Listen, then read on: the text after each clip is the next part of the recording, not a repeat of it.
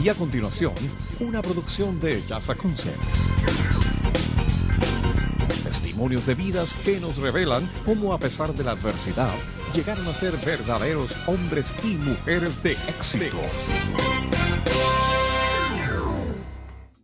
Hola, ¿qué tal amigos? Bienvenidos a una nueva edición de tu programa Hombres y Mujeres de Éxito, que tiene como propósito principal aportar en la vida de cada uno de los televidentes para que puedan desarrollarse a través de la vida diaria y construir un futuro exitoso. Es para mí un privilegio presentar en este momento a un amigo personal y un hombre de éxito hoy en día, Gustavo Pascale. Bienvenido a tu programa. Gracias, José, gracias por invitarme a tu programa. Me siento muy honrado de estar aquí y de compartir un poquito de mi vida con los televidentes. Wow, de verdad que he tenido expectativa con personas con las que he compartido en este set de televisión, pero sé que tu testimonio, la manera como tú eres hoy el hombre de éxito, va a ser de aporte a la vida de muchas personas.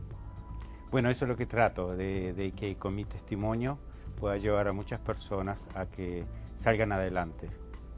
Cuéntanos, Gustavo, ¿cómo nace, cómo se desenvuelve? ¿Cuál es el hábitat donde se desarrolla la vida de Gustavo Pascale? Bueno, fíjate, yo nací en Montevideo, Uruguay, y nací en una familia muy pobre. Mi madre limpiaba casas y mi padre era policía, pero era un hombre alcohólico. Por lo tanto, había muchísimos golpes en mi casa, era muy agresivo. Y me crié desde muy pequeño en eso, en los golpes, en lo que maltrato físico, principalmente con mi madre.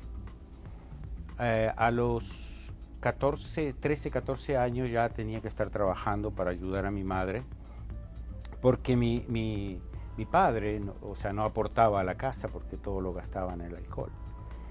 Y así fui creciendo, pero yo crecí en un barrio donde era un barrio de clase media, pero que nosotros éramos de los pobres. Entonces teníamos aquello de que era el niño más pobre del barrio, donde siempre andaba descalzo, roto, mientras los otros niños tenían muchas cosas. Pero así fue una niñez bastante dura para mí. A los 14 años vuelvo, ya estaba trabajando yo de monteador, monteando en los montes, cortando leña.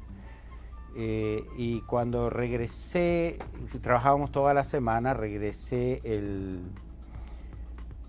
un fin de semana a la casa. Yo trabajaba toda la semana, regresé el fin de semana, me encontré con mi mamá muy lastimada, con un brazo quebrado, y nosotros éramos varios hermanos, y entre los hermanos dijimos que esto no podía continuar así. Así que decidimos que nos teníamos que ir de la casa junto con mi madre y abandonar a este hombre que tanto nos maltrataba. Así que decidimos irnos de ahí y trabajar todos, a pesar de que éramos todos niños, como quien dice, pero trabajar y salir adelante. Cuando nos salimos de ese lugar, me entero de que ese hombre no era mi padre. Él era mi padrastro. Yo no sabía de la existencia de que yo tenía un padre. Y mi hermana, que era un poquito mayor, ella conocía a mi padre.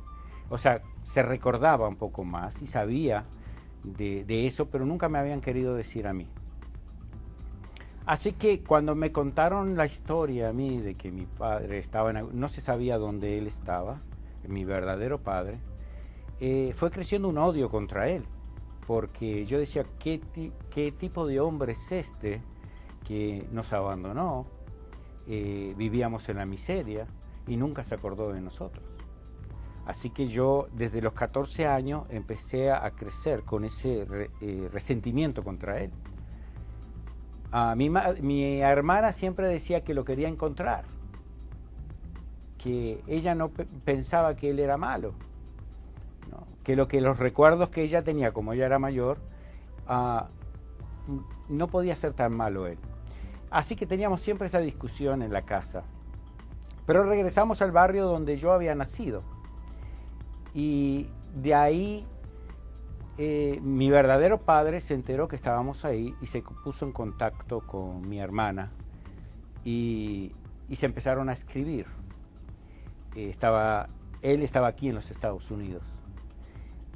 Y entonces él quería hablar conmigo, pero yo lo rechazaba de todas maneras. Yo decía que él no podía ser, mi hermana me quería convencer de que él no era una mala persona. Y hasta que un día un amigo, él me invitó varias veces a que yo viniera, a pesar de que yo no quería hablar con él, de que yo viniera aquí a los Estados Unidos. Yo trabajaba en una fábrica, trabajábamos muy duro para poder llevar el sustento a la casa. Y cada vez se hacía más difícil, a pesar de que todos mis hermanos trabajábamos.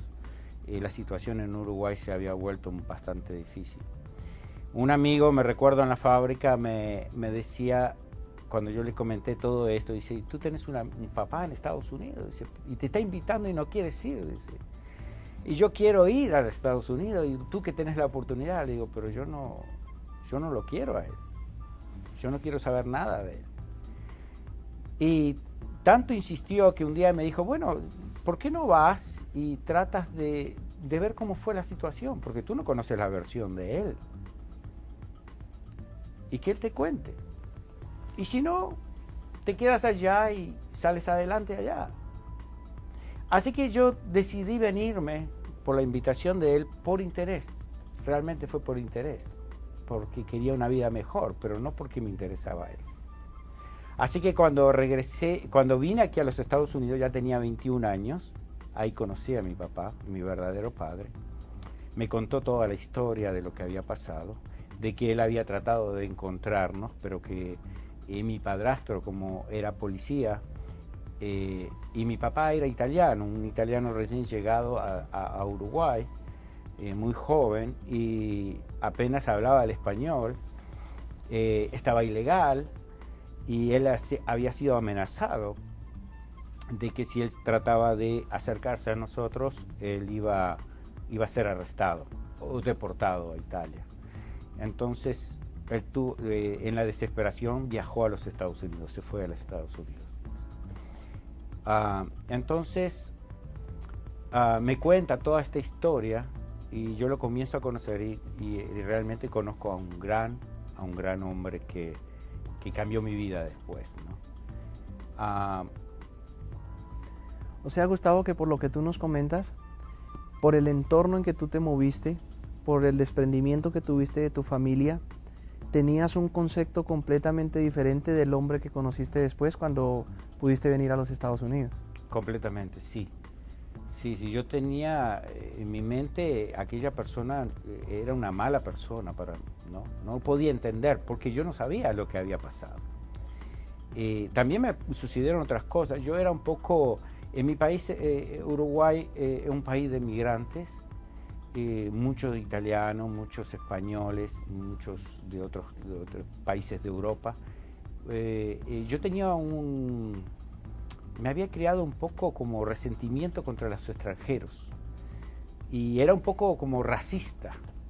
Cuando yo escuchaba a alguien en el bus o en la calle hablando otro idioma, me enojaba y los criticaba y decía, ¿por qué esta gente inmigrante viene a este país a matarse el hambre? Decía yo.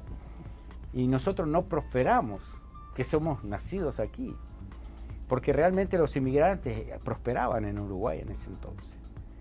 Pero aprendí algo. Cuando vine acá a los Estados Unidos, primero descubrí que mi padre era un inmigrante, que yo era hijo de un inmigrante, de un italiano quizás de tantos que yo critiqué. Y no solo eso, había pasado a ser un inmigrante en este país. Ahora yo era el que hablaba otra lengua y donde en este país yo no encontré discriminación contra mí. O sea que de una forma u otra te encontraste de frente con un destino que te puso a vivir algo por lo que tú rechazabas. Exactamente.